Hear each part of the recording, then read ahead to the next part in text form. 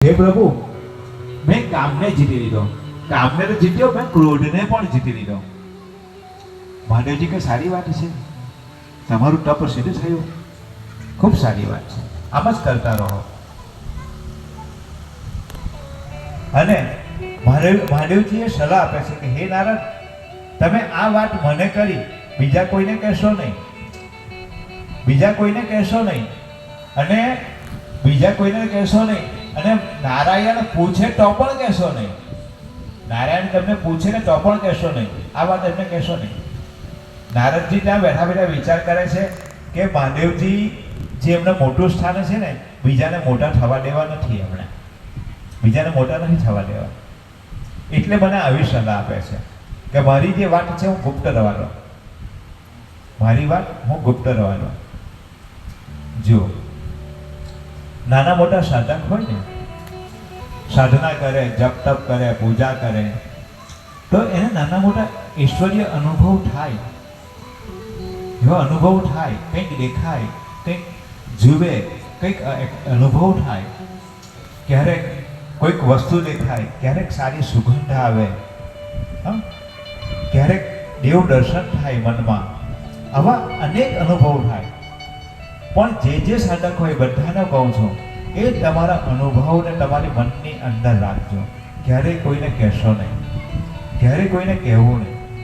કારણ શું છે ખબર? આપણે બીજ વાવીએ જમીનમાં, પછી ઉખડી જોઈએ કે મૂળ ઉગ્યું કે નહીં, હા, અને ઉખડી જોયા પછી છોડ ઉગે ખરો? ના ઉગે. તેમ આ બધી જે અનુભૂતિ છે ને, એ કંઈક ને કંઈક શક્તિ લઈને આવે છે, જે આપણામાં રોપાય છે ઈશ્વરીય કૃપા દ્વારા. એને ઉખેડશો નહીં, ઉખેડીને જોશો નહીં, ઉખેડીને બતાવશો નહીં, એને મનમાં રાખો. મનમાં રાખશો ને, એ ધીમે ધીમે ફલિત થઈને મોટું થશે, મોટું થશે. નારદજી ભ્રમિત થયા છે, મોહમાં પડ્યા છે, અને મહાદેવજી પાસેથી નીકળી અને સીધા બ્રહ્માજી પાસે ગયા છે.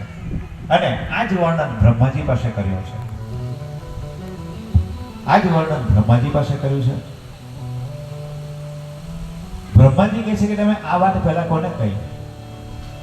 નારદજી કહે છે કે મેં, હે પિતા, આ વાત મેં પહેલા મહાદેવજીને કહી. અચ્છા, એમ? મહાદેવજીએ શું કહ્યું? કહ્યું કે આ વાત કોઈને કહેશો નહીં. તો પછી મને કહેવા માટે શા માટે આવ્યા તમે? હવે નારદજીને થાય છે કે મારા પિતા છે તો મારા પિતા, પણ મહાદેવજીના પરમ ભક્ત છે, એટલે મહાદેવજીની વાત જ માનશે. હું તો જેને ભજું છું ને, નારાયણ નારાયણ હરિ હરિ, શ્રીમન નારાયણ નારાયણ હરિ હરિ,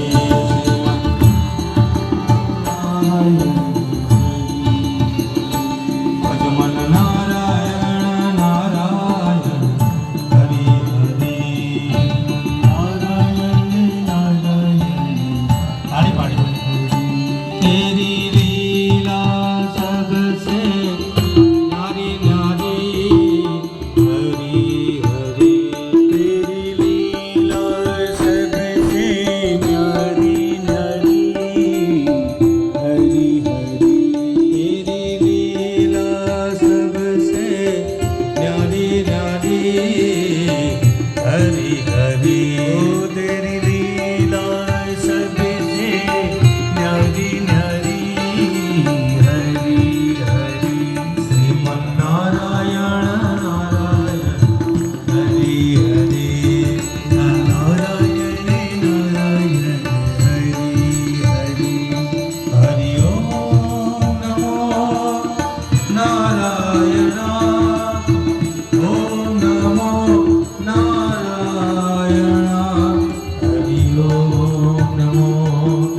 નારાયણ, હરિ ઓમ નમો નારાયણ, ઓમ નમો નારાયણ, હરિ ઓમ નમો નારાયણ, ભજમન નારાયણ નારાયણ હરિ હરિ,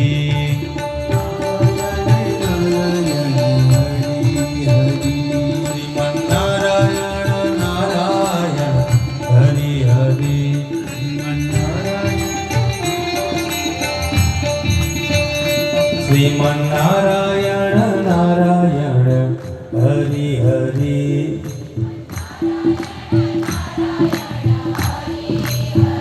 આગળ વાળા બોલે છે, ઓલી બાજુ વાળા પાછળ વાળા બોલે.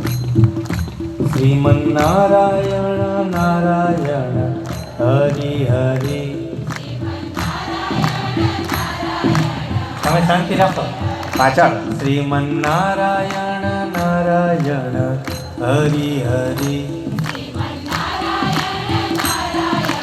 બધા ચાર બોલે, પાછળ વાળા સંભળાવા છે. શ્રીમન્નારાયણ નારાયણ હરિ હરિ.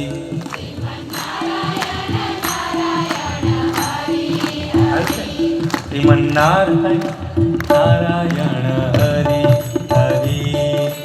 નારાયણ નારાયણ હરિ હરિ. તેરી લીલા સબસે ન્યારી ન્યારી હરિ હરિ.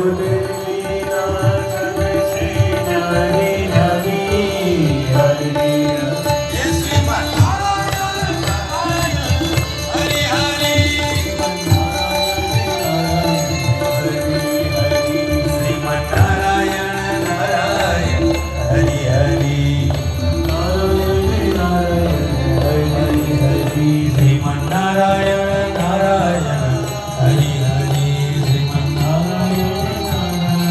હરિ હરિ. બોલો સત્યનારાયણ ભગવાન કી જય. શ્રી સત્યનારાયણ ભગવાન કી જય. નારદજી નારાયણનું નામ લેતા લેતા વૈકુંઠમાં ગયા છે. મહાદેવજીનો માનસિક સંદેશો ભગવાન વિષ્ણુ સુધી પહોંચી ગયો છે. ભગવાન વિષ્ણુ આસનમાં પોતાની બાજુમાં જગ્યા આવો આવો આવો દેવર્ષિ પધારો પધારો પધારો, બેસો બેસો, આસન ગ્રહણ કરો. પોતાની બાજુમાં બેસાડી રહ્યા છે. પોતાની બાજુમાં બેસાડ્યા છે. જો ક્યારેક હું વારંવાર કહું છું, ગુરુ અથવા પિતા વધારે જ્યારે માન આપે ને ત્યારે માનવાનું ક્યાંક ભૂલ થઈ ગઈ છે, ક્યાંક ભૂલ થઈ છે. વધારે પડતા માન આપીને બોલાવે ગુરુ અથવા પિતા ત્યારે ચોક્કસ માનવાનું ક્યાંક ભૂલ થઈ છે. સાવચેત થઈ જવાનું કે મારી ભૂલ ક્યાં થઈ છે, એવું સાવચેત થઈ જવાનું. ભગવાન વિષ્ણુ પાસે એ જ વાત નારદજીએ કરી છે અને કહ્યું, આપની કૃપાથી, એટલું બોલી ગયા, આપની કૃપાથી મારું તપ સિદ્ધ થઈ ગયું છે, મારું તપ સિદ્ધ થઈ ગયું છે. બોલો પીપળેશ્વર મહાદેવ કી જય.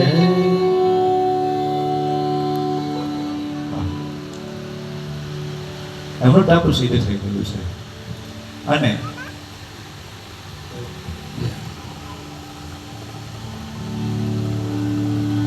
આવો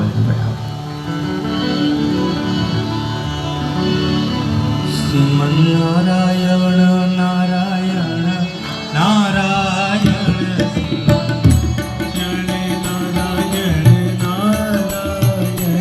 શ્રીમન્નારાયણ નારાયણ નારાયણ નારાયણ નારાયણ. નમો નારાયણ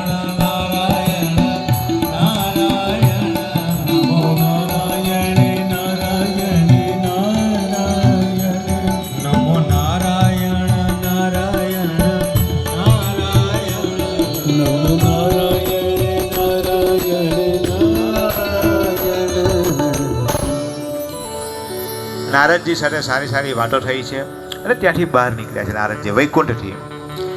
થોડા આગળ ગયા તો જુએ તો એક સુંદર મજાની નગરી છે, અદ્ભુત છે, સ્વર્ગ કરતા પણ સુંદર છે. નારદજી વિચાર કરે